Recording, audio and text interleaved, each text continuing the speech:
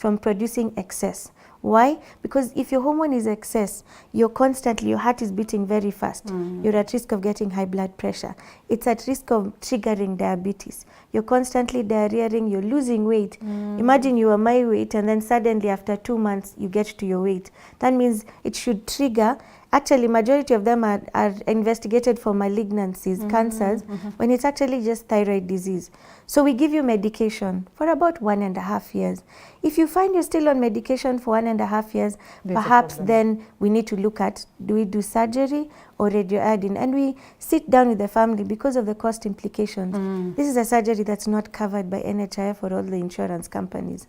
The cheapest is about 250,000, highest can be $1 million. Where is someone just going to wake up and actually afford such a procedure? And even then, you now monitor and you'll come back and then I'll follow you up for the rest of your life.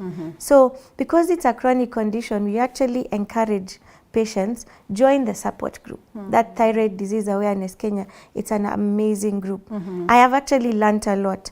You know, quite a number of the patients, we give thyroid hormone supplements, but it's still not working. And when we learnt about adding zinc and selenium tablets, and then changing your diet, you've heard of things like kombucha, just probiotics that actually help with your gut mobility and also your flora. You'd be surprised by how much. So I've learned so much from my patients because it's not just the condition, it's how to live with it. I've seen marriages break up because you married this level-headed woman. She's an executive, functioning well, then all of a sudden she's paranoid, she's irritable, she's angry, she can't sleep, she can't maintain her focus and concentration, she's yelling at the children, any small thing, and she fires up. And it's not her, it's the hormones. Control the hormones and you'll be better. So actually most of the times I tell them, come with your spouse. I'm not going to reverse this. It takes months to get this thyroid disorder. So to reverse will actually take as long. And then we monitor and we tell you how to take the medication. Like, you know, I've had patients who are having hypothyroidism and then they take the thyroid hormone supplements called thyroxine.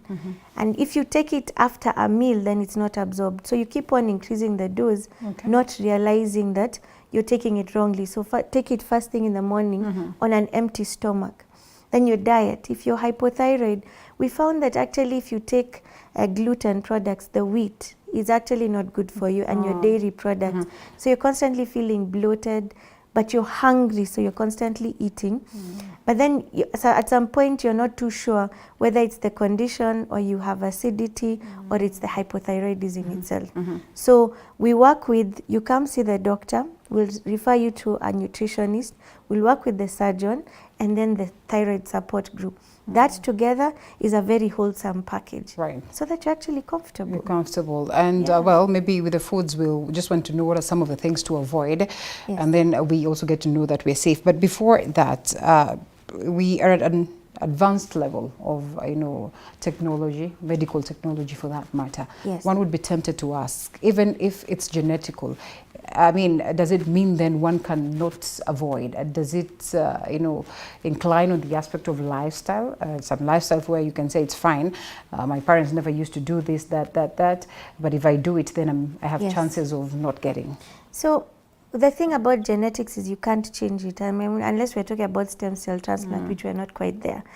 But what I usually say is, if I come and I diagnose your mother to have, like, say, hypothyroidism, the odds are, if she developed it at 50, you're likely to get it a decade or two earlier. So start screening early, okay? But then exercise regularly. Eat, you know, the diet for hypothyroidism is just lots of green vegetables and some occasional nuts. Not too much, because that can also trigger a problem.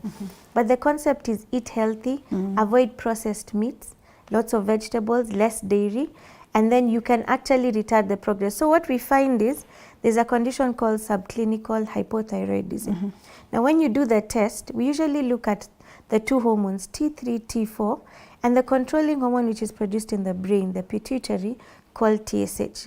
Now what happens is, if you have low hormones in the body, then the brain actually produces TSH to stimulate the receptors in the gland and tell it to produce more hormone. Now in this case, you have adequate hormone, but your TSH is actually high. high. Okay, high. Because it's a converse. When your Okay. hormones are high, the TSH is Goes low. down. And the converse. Okay. If your hormones are low, then it goes. So in this case, your T4 will be normal, but your TSH is high. High. But then it's not everyone will treat. If you have a normal is about 0.3 to 5.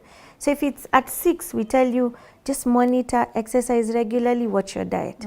But by the time we get to 10, even you will start to get symptoms. You start putting on weight, you're tired, you're restless, you're lethargic. Actually, people are labeled as being depressed. And they send you to psychiatrists. I've had so many psychiatrists send patients over, like, can you screen them, check that there's nothing organic before we go ahead and treat them. The psychiatrists themselves can give you medication. Some of the antipsychotics, like lithium, can cause the hypothyroidism. So what we usually say is, it's more important to understand the thyroid, because you never know, even you who has no genetic background, you can actually get it. If suddenly your heart rate is irregular, and we give you a drug called amiodarone, that can suppress your thyroid hormone, and you end up having other problems.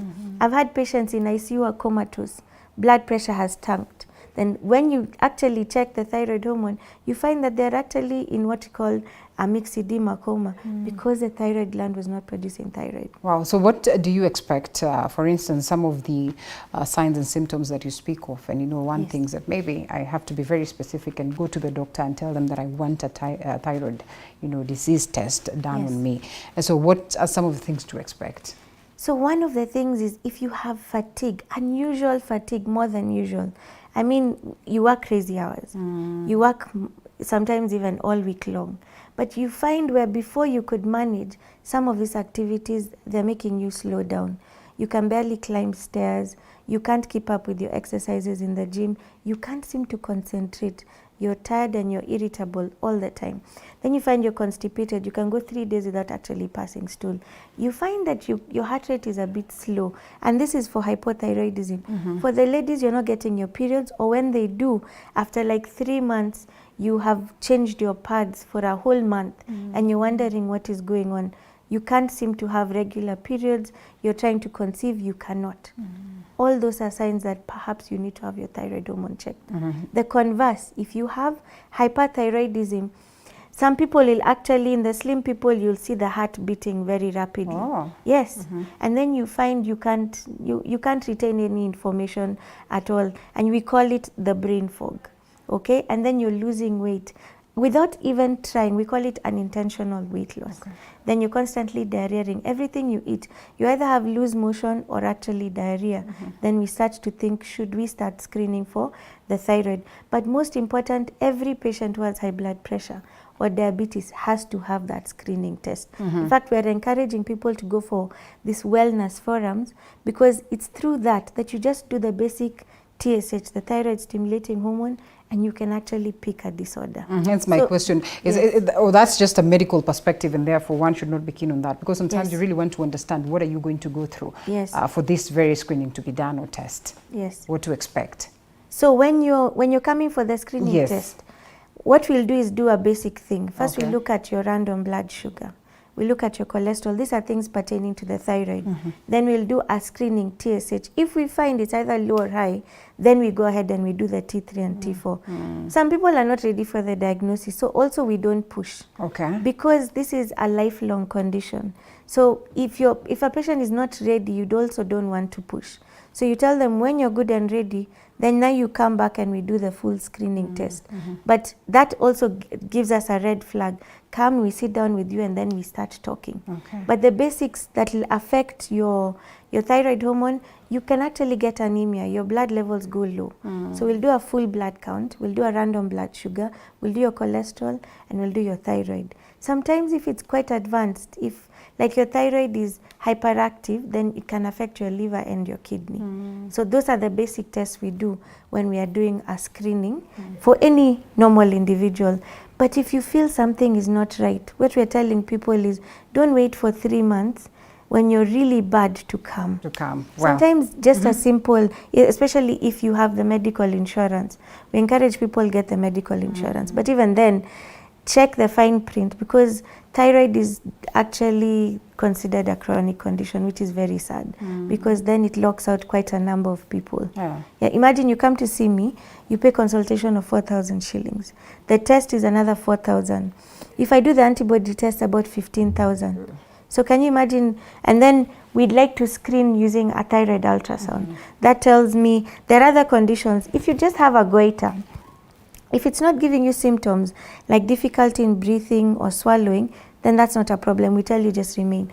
But a beautiful lady like you, who is constantly on TV, will you allow people to wonder what's going on with Linda? We've noticed. No. Yes, so you want to do surgery purely for cosmetic reasons, and we'll do it. Yeah. You understand? But surgery comes with its risks as well. Right. So you have to be aware that even as you choose a certain modality of treatment, we'll go through the pros and cons and then walk with you. Wow. But at all times, I usually take my time and get to know the person, because we'll be firm friends. And it will at be the end of totally it all. different for every other person, Exactly. a different experience. Thank you so much, Dr. Rosslyn Ngugi. I'd have loved to know what's the highlight of this month, but then time is not on our side.